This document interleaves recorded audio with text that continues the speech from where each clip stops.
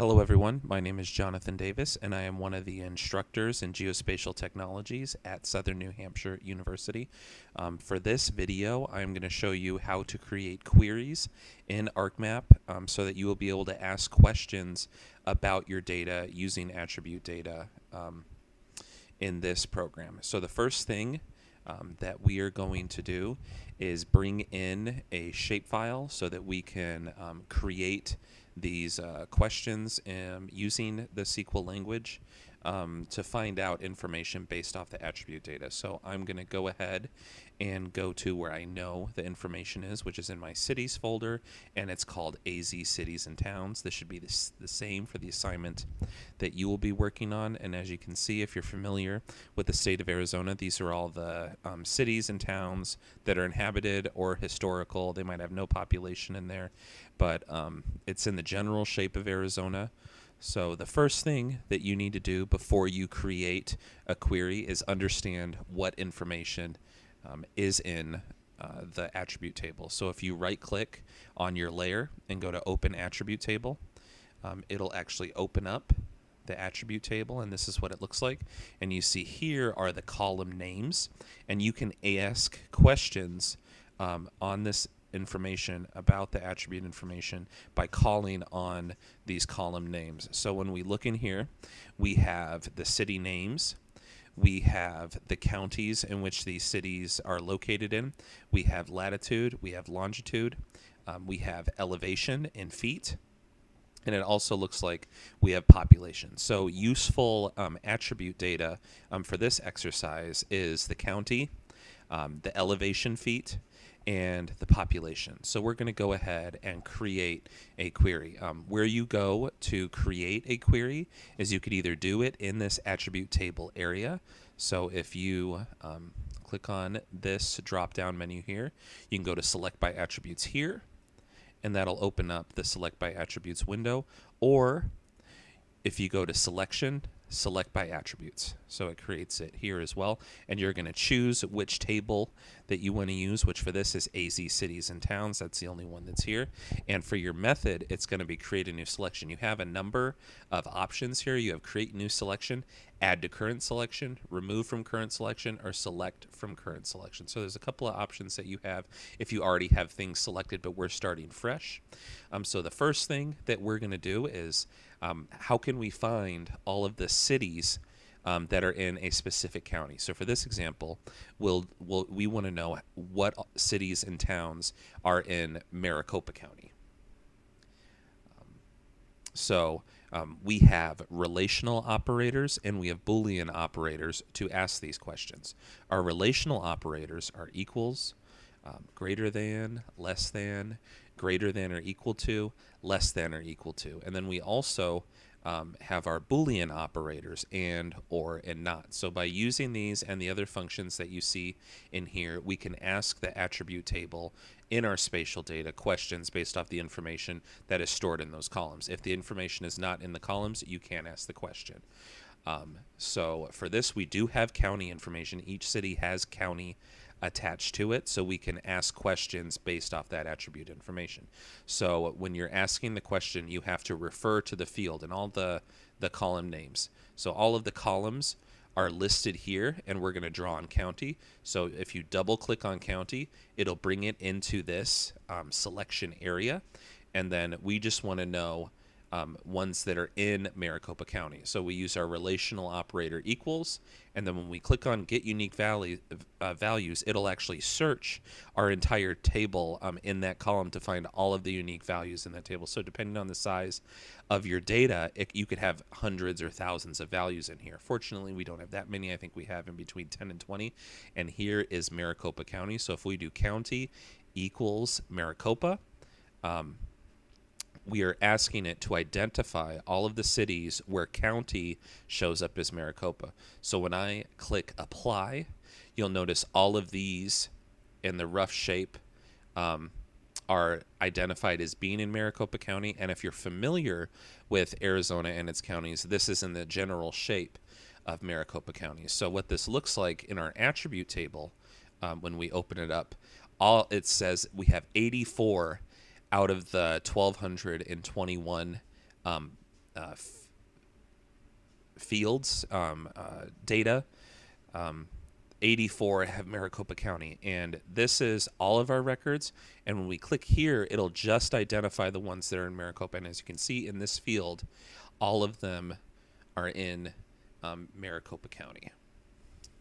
Okay, so that's the basic how you construct a query. So we have the basic, we know a field name, we know a county, so we're going to select county equals a known attribute. Now, the next thing we're going to do is how do we create a more complex question? Well, that's when the Boolean operators come into action, come into play. We have the relational operators to ask the first part of the question, and the Boolean operators and or not can chain those questions, can create a longer and longer and more specified question.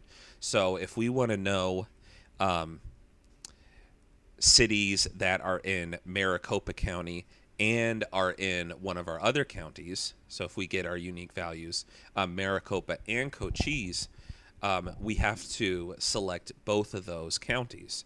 So when you do this, we have this already created, so we could start from there, but we have to always refer back to the table. You can't just say county equals Maricopa or Cochise. You have to say county equals Maricopa. That's the first part of the question. See, this is part one of the question.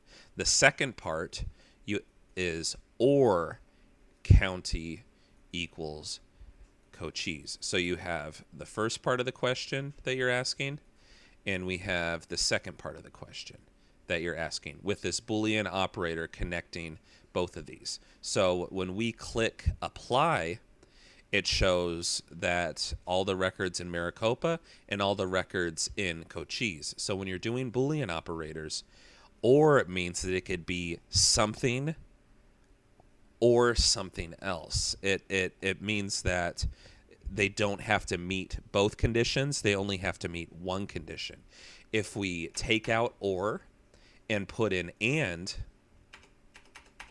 when we click apply, nothing shows up because none of these values will show up as being in both Maricopa County and Cochise. So your and operator means that both of the conditions must be met. And if you're unsure whether or not your question is accurate in SQL, there is this verify button. So when I click verify, it says this is an invalid statement. Something's wrong. And that's because we have two statements that aren't connected by a Boolean operator. So if we put and in there, we can verify it, but it says no records were returned because nothing meets both conditions. But when we put or in there and verify it, the expression was successfully verified. So this is a way to see if your expression is good. When I click apply, you can see that it identifies both. So our next example is, we've done string values, things that are names. Now I'm going to show you how to use numbers. So I'm going to go ahead and use this button to clear selected features. And we're going to still be in our select by attributes. So if our next question is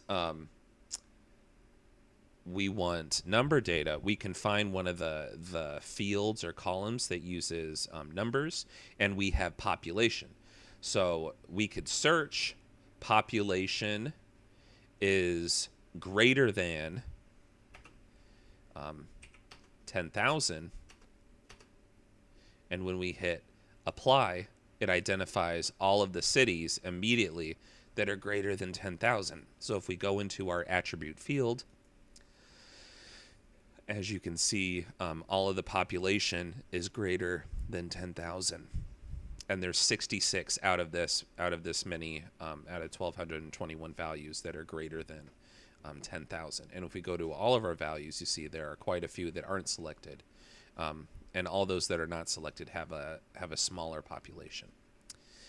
So if we are combining these types, you can create a range. If you go to select by attributes, and population is greater than 10,000 and population is less than 100,000, you can verify it. And then when we click apply, you see some of the records are removed. So you see, before we had greater than 56. So we lose some of the records that have a higher population than 100,000. So that's a way to limit your range. The next thing I want to show you, the final example that I want to show you, is how do you combine these values with string data. It's the same way. You use your Boolean operators. Now you go to your select by attributes, and I'm going to go ahead and clear here. So we want to find out all of the cities and towns that are in Maricopa County. So county equals Maricopa. And so this means both conditions must be met. Population is greater than, so you get all the unique values, but I'm just going to put 10,000. And let's say that the elevation, well, we can just start there. So when we click verify, it says that we have an error. So where is our error? Well, we have a operator here, or a Boolean operator there without any other statement. So if we delete that, verify, now it's verified. When we click apply, see, we just have this cluster of homes, or a cluster of cities and towns that are here. Now, if we flip this relational sign, if we put less than, watch how the selected cities switch. Now we have all of these that are selected, but they're all only in Maricopa County. So keep that in mind. And when you're doing these statements, when you're doing these queries for excuse me, select by attributes, you have to remember that it's order of operations. It reads here, then it reads here. And if you have a statement that you need to separate, use parentheses, because sometimes you might want it to,